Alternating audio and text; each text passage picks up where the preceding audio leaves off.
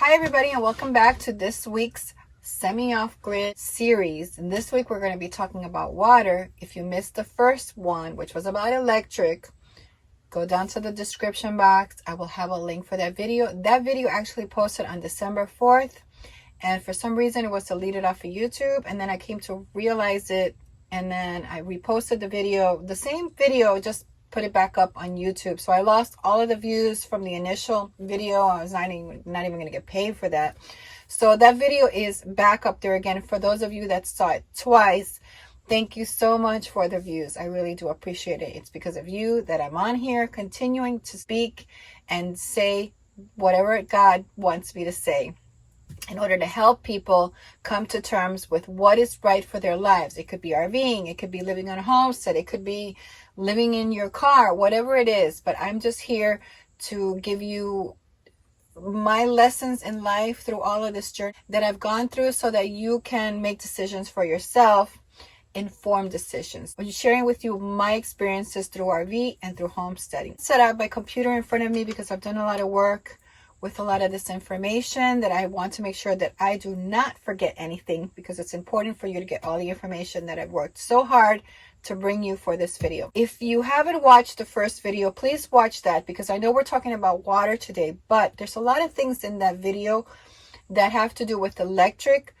that has to do with water as well. And a lot of those things, they're in my notes for today, but I don't really want to go through those again. So I would encourage you to really watch that video, because a lot of the things on a homestead that have to do with water have to do with electric, because you have a water pump. You don't have city water coming in. So those things work off of electric, and it's important for you to watch that video. But with that said, let's get into today's video.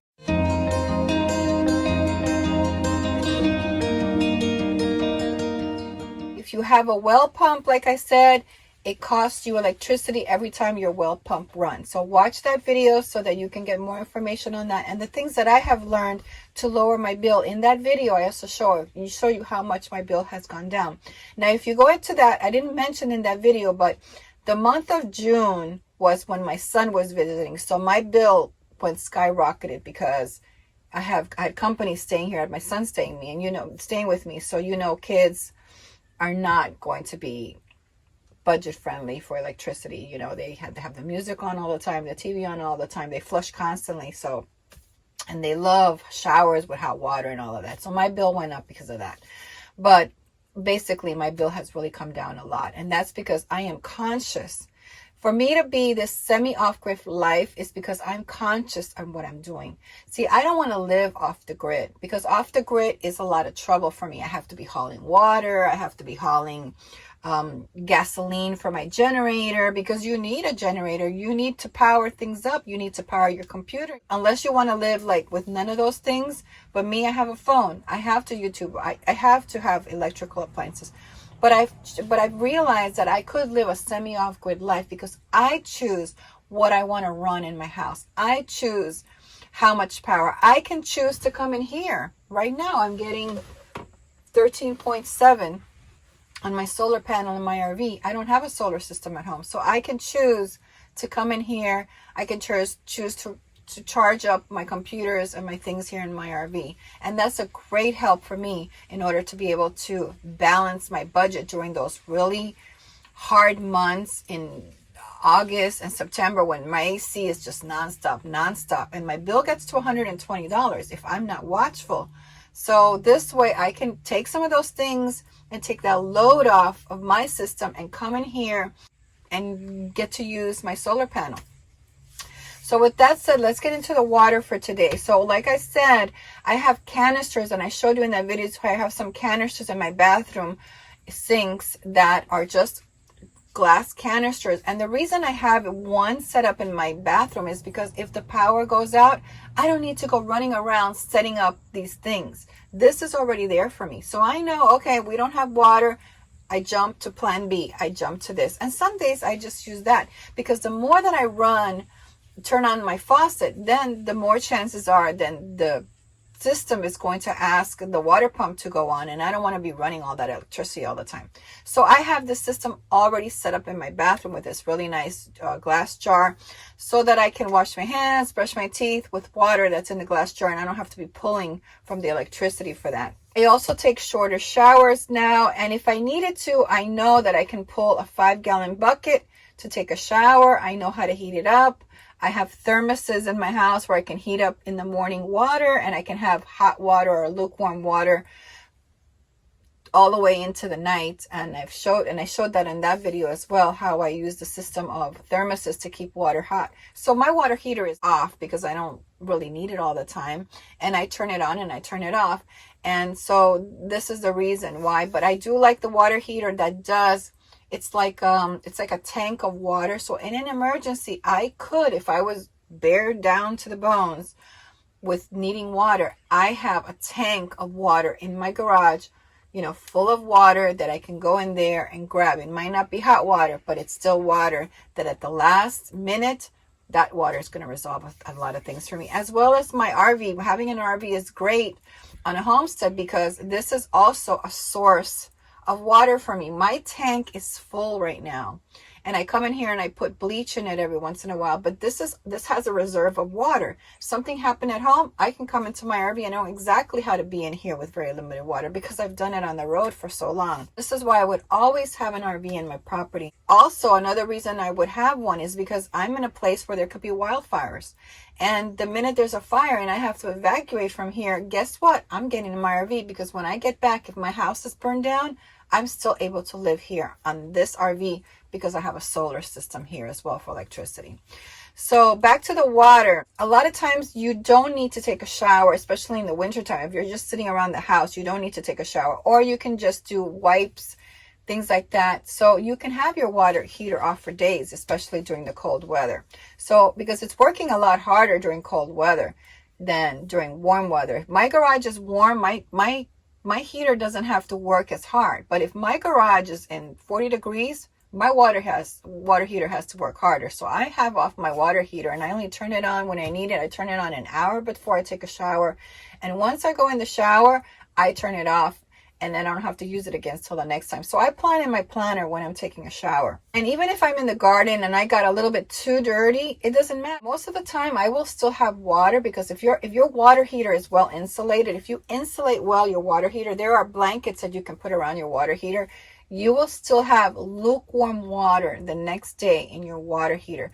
So you might take a hot shower today. Tomorrow it might not be as hot, but there's still going to be warm water in there that you can use. So one of the other things that I'm doing is I'm also harvesting water around my property. So I have one near my chicken coop, so I can wash their dishes, get some water. If I'm back there, I can water my fruit trees back there. If the water went out, at least it's closer there in those areas.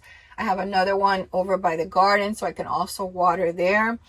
And some others around the property that take advantage of the gutter system so that I can grab water. And I'm going to do a better job with the harvesting of water in the future. Those are plans that are going to be coming up for me. So I've talked about in the past how I repurpose my cooking water. I repurpose anytime that I boil water for the plants. Whenever I do a smoothie, the first rinse, that caked on smoothie stuff, I rinse that water. I don't throw it in the sink. I go and have a big jug in my porch where I go and I just dump the water in there. And I'll put a clip here of what that is. Also, the water from my canner, after I can foods, there's going to be water left in my canner. I don't throw that away. I let my canner cool, let the water cool down, and I pour that also in that jug so that I also have water. And this water, what do I use it for? I use it for my plants. A lot of this water with pasta, beans, smoothies, that has vitamins in it, that has fertilizer, natural fertilizer in it, the best kind, because it's like a composted liquid. So that's the best kind of water that you want for your plants, and that's why you want to save it. That way you can save money on fertilizer. I've never bought fertilizer for my porch plants, the green porch plants. I've never had to fertilize them because I give them such rich water all the time. Try to set up also a watering schedule so you're doing your watering all at one time. It's very helpful because now your water is already coming out. Now sometimes when I wait till later in the day to water my garden, my hose has water in it, and the hose water will come out hot. I don't waste that water. I go over to the trash can that I have the water in, that I store, like 32-gallon trash can. That's where I store the water in for the garden in case the pump goes out. So what I do is I go in there and I turn on the hose and I let it all of that drain into there, so I'm not wasting the water. Even though it's hot, eventually it will cool down, but that's one way so you're not wasting water. So as far as laundry concerned, this was something that we talked about. I do not understand why people who have generators on off-grid don't have washing machines. I don't get it. They don't have like a regular washing machine. Like a dryer uses a lot of power. Okay, I get that. But the washing machine uses power, but not that much. Usually your generator can take that. Like that one day is the day that I would use the washing machine.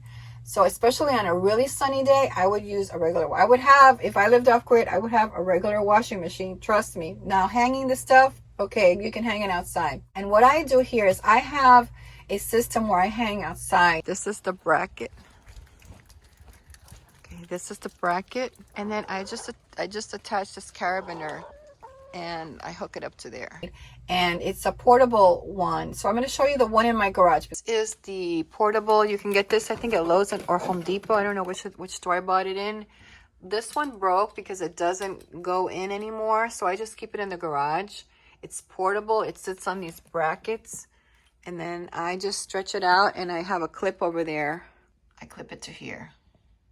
Same one that I have in my garage is what I have outside, except that I attach it to the tree on the other end.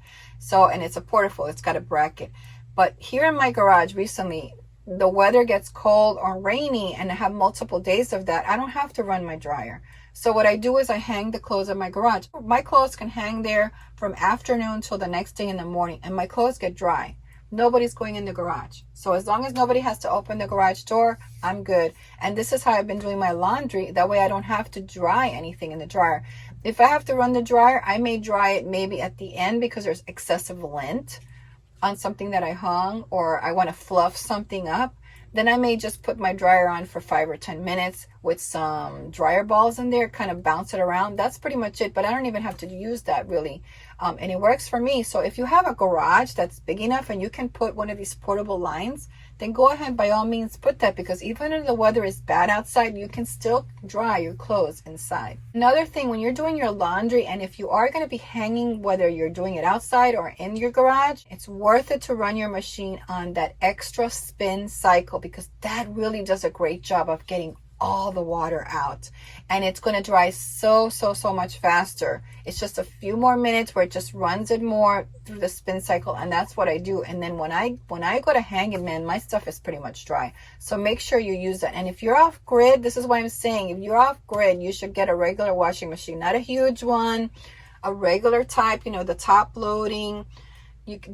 There's some that don't use a lot of electricity. You can have like a shed where it could drain out. You do need to have water coming in for that. So you do need to have a connection of water for that, because it needs to draw the water in. But definitely a washing machine is a must. If you work at home, you should wear your clothes more than 3 times. When I travel in my RV, I learned this. The more that I change my clothes every day, the worse it is for me, because then I have laundry and I got to go pay for laundry on the road. So I try to wear my clothes as much as possible. Actually, right now at home, I actually wear an apron when I cook, because that's going to keep my clothes cleaner. A lot of times I'll forget to wear, and then I'll have like a stain, and then I got a shirt, you know, that now it got ruined because I have a little stain on it. Wear an apron, especially in your RV. Wear an apron. Make yourself an apron. Take an old t-shirt, big t-shirt, and just cut out an apron out of it, and just use that when you're cooking, because your clothes will last way longer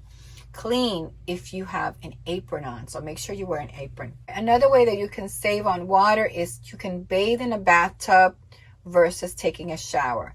Now you can put some hot water and some lukewarm, and you can just bathe like people used to do in the old days. They were not taking these showers, they were just bathing, and you use a lot less water when you're in a tub. You don't have to fill the tub to the top. Just put enough water and wash yourself, and you're sitting comfortably in there, you're washing yourself, and then you're rinsing yourself off with fresh water in the tub. That's another way to do it, that you will be able to save water by just taking a bath. Especially if you're planning on shaving in there, that's a great way to do it, because that lather is going to be going into the bathtub, and then you can rinse your face off. So I think if you're going to be shaving, instead of running the shower and all this water, just sit in the bathtub and shave and then wash yourself. That's going to be an easier way to do it. For me, I started using bar shampoos and conditioners because I have hard water on my homestead, and whenever I bought shampoos, they don't lather well, and I stopped using sulfate shampoos a while back. So now I'm actually using sulfate free shampoo bars, where you can get at your health food store. They sell them, and they lather so much nicer, and they last a lot longer. I don't have all of these bottles in my bathroom anymore. So look into something like that, because you may get a better lather with something like that, especially if you're in a place where there's hard water. You'll use less water because you'll lather better with actually bar shampoos than with the traditional kind that you get in the store, which actually is shampoo with the water. You're paying for that water. That's why those shampoos are so expensive. So this way you just cut that out of your life, and you just get the concentrated with the bar. Try to plan for everybody to take a shower at the same time. So if your kids come from school and they do soccer practice, and then they come home and they need a shower, you should also be taking your shower. So you turn on the water heater, everybody takes showers that evening. And that's going to save you money, because now your water heater just turns on one time, and then you can go before bed and turn it on. But for me, I have no problem with bringing out a jug, putting it out in the sun, letting it warm up, and then going in my bathroom and taking a shower. You can use a solar bag. I have one here in my RV that I use. And if you watch that video on the electric there, I also showed you the water pump that I use, which is portable, to use in my bathroom here in the RV to take a shower, which I can also use in an emergency inside my shower in the house. Another way to harvest water is to put gutters in anything like chicken coops. If you have a shed, if you have a barn, if you have a carport, if you have a home, put gutters, and then that way you can collect all of that water into a big 32-gallon container, so that you have for emergencies. You should also have a way to filter that water, because those containers are not really for drinking. But if you can afford drinking containers for harvesting, great. But if you can't, you can just use those. You should still have like a Berkey, or you should have those what do they call, life straws, I think they are, that they use them for emergency. Now I have 2 of those in my backpack, and I have a Berkey at home. So if I had to drink water from those 32-gallon trash containers, you know, my plan is, plastic is not going to kill me right away. Dehydration will. So if I have to drink that water, I will drink it, but I will have filters for that water. The other video, I also explained to you that if you live in a place where you need to run your water pump to flush your toilet, you don't actually need that to flush a toilet. You should have this now prepared. Have a big jug. I'm talking about maybe a laundry jug, where you would put all of your urine for the day. How you do that, you can put in your toilet bedpan. The way that I do it is I put a pan in my toilet, and I collect that, and then I pour that into a jug, and I start saving the urine, and it's got a lid on, so nobody's going to smell it. And then at the end of the day, when I poop, I take all of that urine. It's going to be a lot of urine, and you're going to just gush it into the toilet. Once you gush all of that urine, that toilet is going to flush, and you didn't have to run water. You didn't have to do anything. You can go into the sink, or if you have a little bit of water, you can, rinse off the toilet with that. But usually you will have no smells. Your toilet will be clean, and you will not be wasting water flushing water if you do it that way. Never want to leave your urine inside a porcelain toilet, because it's going to leave marks, and that's the worst way to do it, because then getting that clean, that toilet is gonna, it's a lot of scrubbing. So you always want to have some kind of a pan in there where you can have it in the toilet, pee in there. And I'll post a video here showing you the kind of pan that I bought at the Dollar Tree that fits in my toilet, where I can pee comfortably, and then I can take that pan and pour it into another jug so that I can flush my toilet in an emergency. And have these things in your cabinet prepared so that you know what to do if you don't want to do this now. Now, I do this in my house now, number 1, because I don't have guests at home and I live alone. Number 2, because to me, I think it's just such a waste to flush every time that I pee. And I can be at home and I can pee like 6 or 7 times a day.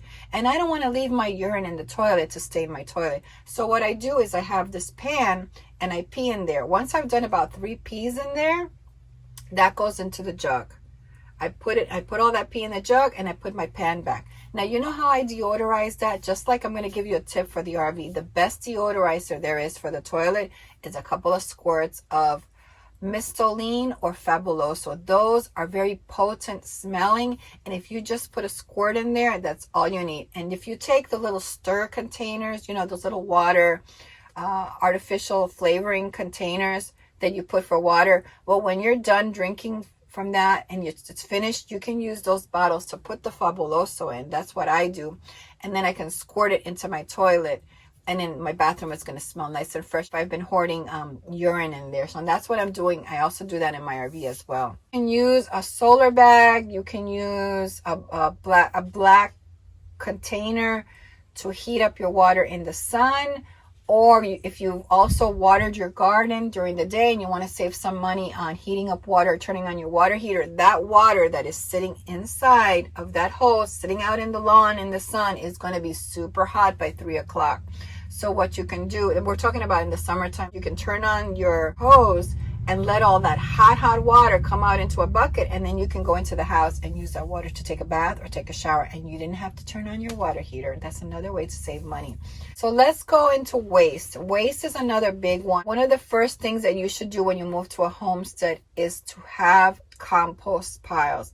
Ideally, you should have 3. So you should have one that you're going to start using. Then at a certain time of the year, you're going to stop using that because you want it to rest and you don't want to keep adding things in there. You're going to start the next pile so that the first one you will have for the next season, for growing season. And that's what you're going to do, is rotate. The reason I say a third pile is because there's always a great way for you to have one for your orchards and trees using human manure. And you might want to keep that separate from the other ones for the garden.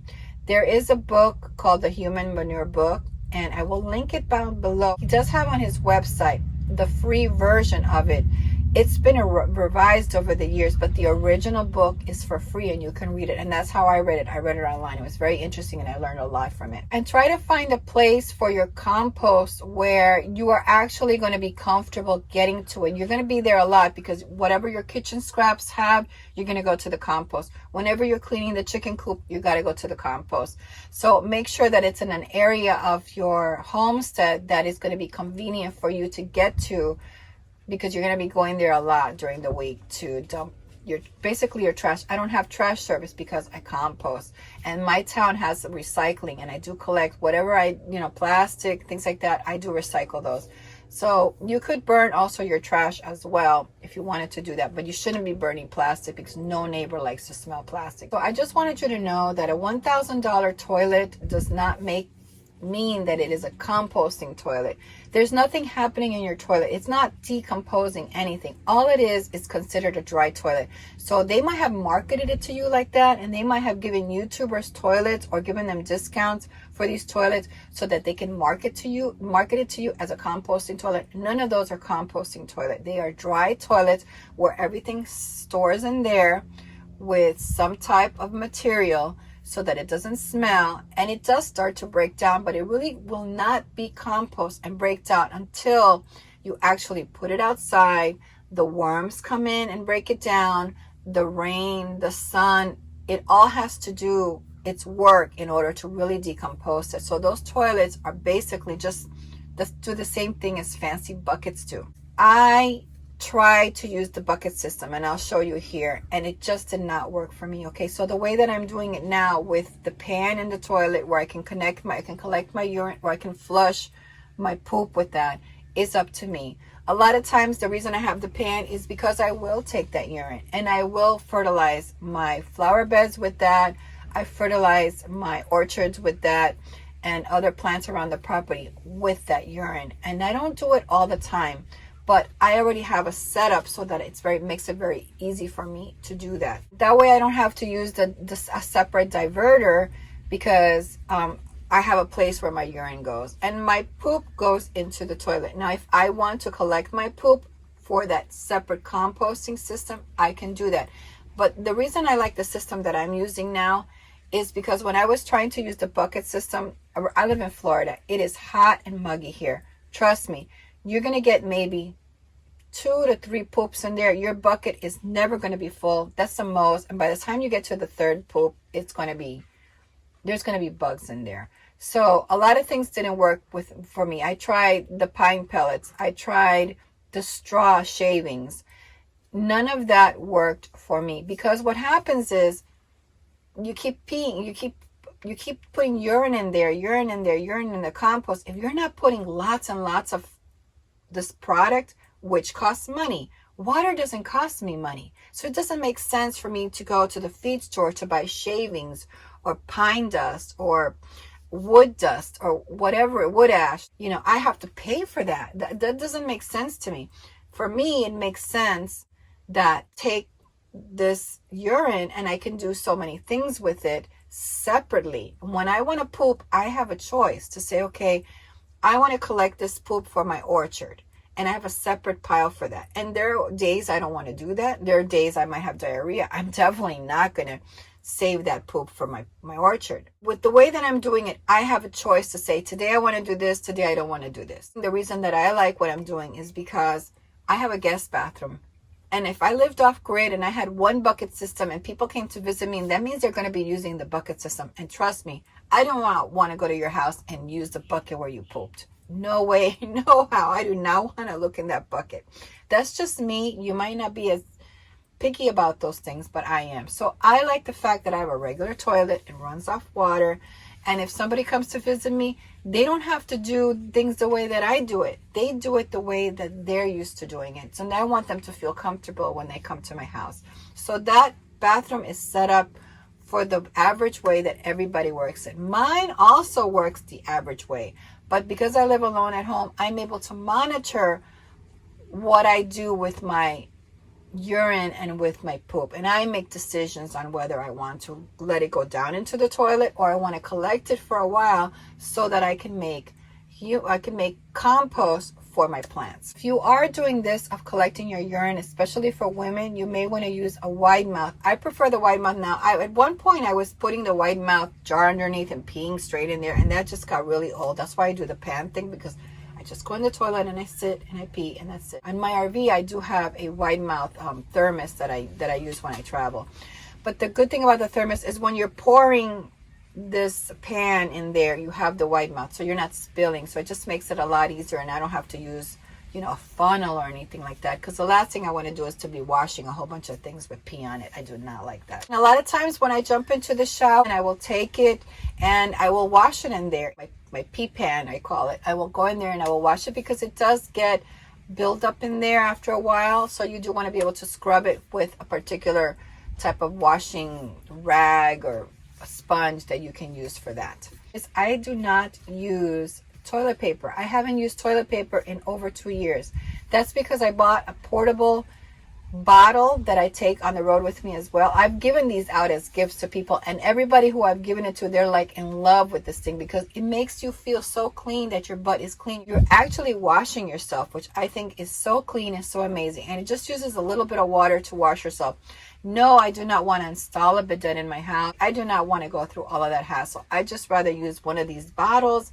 It gets the job done. I can travel with it. And when that bottle goes bad, I just buy another one. I do not use toilet paper at all. Actually, I feel weird when I go out to the stores and I have to stop in one of the women's stalls. And then I do not like this feeling at all. If you're layering your compost correctly, you don't really have to turn it, because you're putting in all of the elements that you need. And for me, right near my compost, I keep cardboard. I keep all of my leaves that are now, is the time that I harvest my leaves, is I put them in this area that I have contained them in, so that when I'm putting stuff in there, I'm also putting the brown stuff in there. So I'm also putting the kitchen scraps. I also want to put brown stuff in there as well. So keep near your compost those materials that you need for the compost, so you don't have to go far away, because if not, you're not going to be successful at it at all. And I have my pitchfork there as well. So there are times during the rainy season where I have to go out there and look at my compost. And if it looks super wet, I have to turn it. And then I put some of those dry leaves in there, and that helps a lot. So you do have to have those tools near the compost, so that it makes it easier for you to actually compost. Cardboard, leaves, brown paper bags, any type of mail that you have, nothing shiny like magazines or anything like that. That's one of the things that I have is a shredder in my garage. And now I actually shred a lot of those mail papers and things. I shred them and I use them for bedding in my chicken coop, where 80% of my chicken coop bedding is pine shavings that they have for horses because it's kiln dried. And I like the kiln drying because that absorbs more of the urine and they never have smells in there. But I also, in order to make it go a little bit further, I also shred paper in my garage. And then this way I can use the things that I would normally just put in the recycling. I use that, and that does a great job of keeping me from having to purchase bedding. I don't have to purchase bedding probably maybe twice a year of anything because I'm using the mix of the paper. And I'll be doing a video in the future on how I clean my chicken coop, because my chicken coop never smells and it's always clean. And I want to show you how easy it is to maintain a chicken coop like mine in a run. Whenever you're going to plant vegetables, it's awesome if you have things that you can plant inside the hole. So that week, if you're going to be planting transplants, save those scraps that you're ready to put in the compost. You can blend them in your blender and then put a little bit of that inside the hole, and the plants are going to love that. And that's a great way for worms to come into your garden as well. This is something that I haven't done, but I plan on doing this year coming up, is to purchase worms. Now you can buy worms from Amazon and they will ship to you. And there are some that are amazing for composting, and that's something that I plan on doing in the next year. So stay tuned, because that's something coming up in the future. But you can definitely buy worms from Amazon and they will ship to you, and you can put them in your compost so that they decompose your compost a lot quicker. So if you're in a rural area like a homestead like I am, you don't get garbage service, but there's private companies that will come around and they will pick up your trash. Me, I don't have that service. When I got here, I did, and I was paying, I think, $50, $55 for 3 months. And then I said no more, because I hardly ever had any trash. I manage my trash very well. And I do most of my cooking from scratch. So I don't have boxes of anything. And you will see my pantry once I do that video of what my pantry and my kitchen looks like. So you can see that I really don't have none of those things. So if I'm not buying those things, I don't make any trash. And some trash you can actually burn anyway. So this is why I don't pay for garbage. So what I do with my garbage is that little bag that I showed in that previous video of garbage, which was 2 weeks worth of garbage. When I go to town and I go to Walmart or any place in town that I go to, there's always garbage can. Or if I have to stop at the gas station before I go run my errands, always garbage cans right there next to the pump. So I'll just throw my bag there, and that's what I do. I have a 32-gallon container with a bag in it where I put all of my plastic, my cans, things that I have to go to the recycling with, and I will plan my trips. So if I'm going to be out, let's say at Walmart, the recycling center is a couple of miles from Walmart. So what I will do is I will make sure that I will get to do the recycling at the same time that I'm running my errands, so I can save money on gasoline and, you know, not have to actually go out just for the recycling. So I'm always watchful of all the things going on in my property so that I know what I'm running to do that week. And I'll have a little place in a notebook that I have where it says, when I run errands this week, I got to go to recycling. So I know that I got to plan it in for that week, because my recycling is getting too high. In your freezer, on your either your fridge freezer or in your separate freezer, leave some space in there for a bag so you can put your trash, because if you don't want to compost certain things, you can put it in there. Like, okay, I'll tell you, I pretty much compost everything. I compost even chicken bones, because I read the Human Manure book and he talks a lot about that. Now I just don't dump it in there. What I do is I try to bury it in there. So that's why my pitchfork is near the compost. So what I'll do is when I know I have chicken bones or any type of meat, and usually not a lot because I don't throw meat out, but if there's like little, like maybe I gave my cat some cat food and she didn't eat all of it, I put it in my compost. But what I do is with the pitchfork is I will separate it, and what I do is I'll throw it in and leave a hole. It's kind of like burying it in there. Now, if you just throw it in there, you might get rodents that come around to eat the meat. But if you're burying it in the compost, you won't have a problem with anything. So I pretty much compost everything on my property. The only thing that pretty much goes in my freezer that I don't compost is like butter wrappers. That I will put in a freezer bag. And when I buy the meat from the chickens in the Walmart, they come with those spongy things that absorb liquid, those things also I don't compost, so I have to have a place for them. So I will put them inside this freezer bag, and then once I go to town, I will take the freezer bag and put in the trash can and just throw it out. But in the future, I plan on changing the meat, where I buy my meat, and I plan on going more to the local butchers that sell grass-fed food, so that way I won't have this type of packaging anymore. Usually the butchers will just wrap it in butcher paper, and I do prefer that over those other packagings that they have. One thing that you can do when you collect urine is you can also kill weeds with that, because it's so potent. I mean, if you put 100% urine on a plant, trust me, you are going to kill it. So use it as an effective weed killer. Just keep putting urine in that weed, provided it's not near something that you want to live. But if you have like coming in around your pavers and things like that, and you may want to put some urine, because you can use it to kill plants effectively. You can use your urine to fertilize. What I do is I put 1 part urine with 10 parts water, and you will see the next 2 days your plants are just gonna they're gonna be so happy. They just love it because there's so much nitrogen in there. Just make sure that when you're doing that, you try to not be too close to the plant. Like, don't get it on the stem, don't get it. And some people do that, but I prefer not to. I had a bad experience with that, so I prefer not to, but you do what you want. Okay, if you already plumbed for gray, like my property is plumbed. I don't know why they didn't stretch. I guess it's because it has to do with the way that they do it here, but my flower beds are about 3 feet from the end of my gray line, and I don't know why they just didn't just extend it all the way, because if they would have extended, my septic would be feeding into the flower beds from under the ground. My flower beds I would not even have to fertilize my flower bed. So if you're doing construction, look at those things where your septic ends and where your flower beds are, or you might want to plant near your septic where it drains out a plant, and this plant is going to get lots of fertilizer. So think about those things when you're building, or when you come into a property, that you can extend. Nobody has to be the wiser. You can extend some of those so that you can fertilize flower beds with your septic.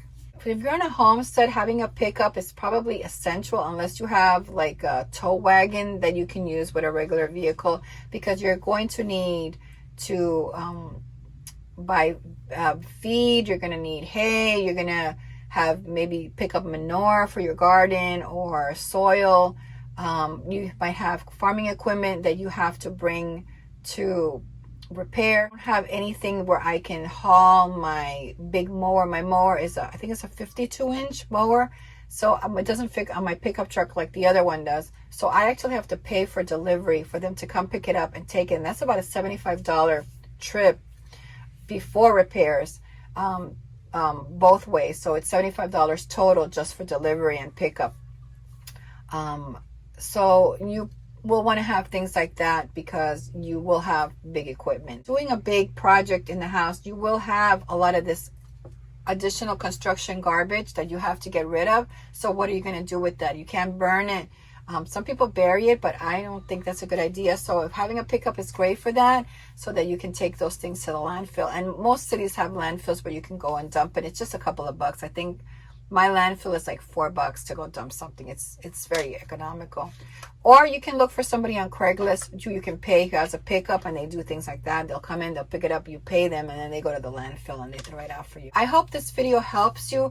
We talked about water, we talked about compost and trash on the homestead. Stay tuned, because my next video of the series is going to be on food, and that's one of the reasons that I wanted to do this, and now I'm actually doing it. And I'll talk more about my experiences with that, because it's been an amazing year, and I'm so grateful that I'm actually doing this here on my property with my chickens and my garden this year.